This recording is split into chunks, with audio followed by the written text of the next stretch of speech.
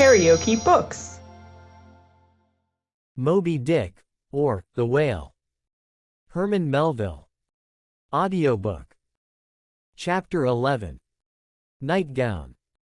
We had lain thus in bed, chatting and napping at short intervals, and Queequeg now and then affectionately throwing his brown tattooed legs over mine, and then drawing them back, so entirely sociable and free and easy were we.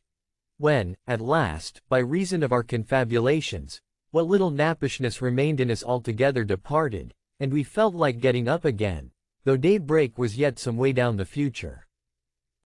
Yes, we became very wakeful, so much so that our recumbent position began to grow wearisome, and by little and little we found ourselves sitting up, the clothes well tucked around us, leaning against the headboard with our 4 knees drawn up close together, and our 2 noses bending over them, as if our knee-pans were warming pans.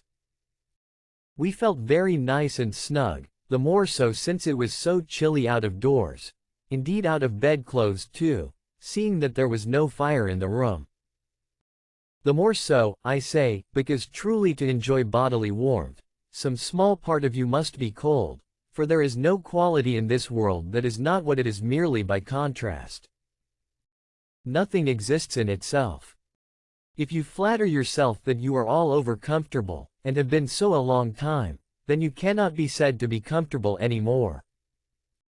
But if, like Queequeg and me in the bed, the tip of your nose or the crown of your head be slightly chilled, why then, indeed, in the general consciousness you feel most delightfully and unmistakably warm.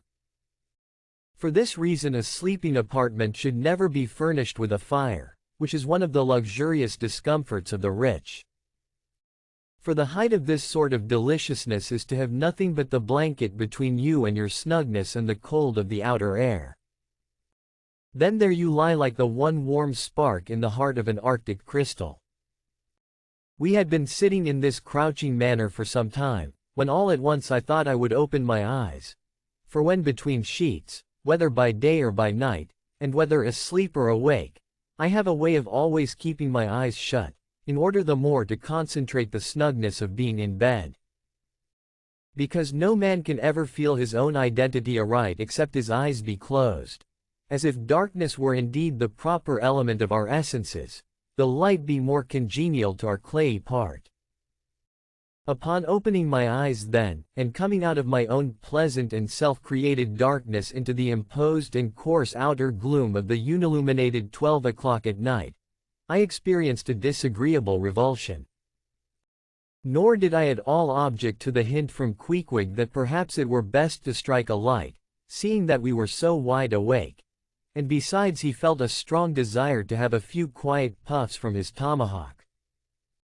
Be it said, that though I had felt such a strong repugnance to his smoking in the bed the night before, yet see how elastic our stiff prejudices grow when love once comes to bend them. For now I liked nothing better than to have Queequeg smoking by me, even in bed, because he seemed to be full of such serene household joy then. I no more felt unduly concerned for the landlord's policy of insurance. I was only alive to the condensed confidential comfortableness of sharing a pipe and a blanket with a real friend. With our shaggy jackets drawn about our shoulders, we now passed the tomahawk from one to the other, till slowly there grew over us a blue hanging tester of smoke, illuminated by the flame of the new lit lamp. Whether it was that this undulating tester rolled the savage away to far distant scenes, I know not. But he now spoke of his native island, and, eager to hear his history, I begged him to go on and tell it. He gladly complied. Though at the time I but ill comprehended not a few of his words, yet subsequent disclosures, when I had become more familiar with his broken phraseology, now enable me to present the whole story such as it may prove in the mere skeleton I give.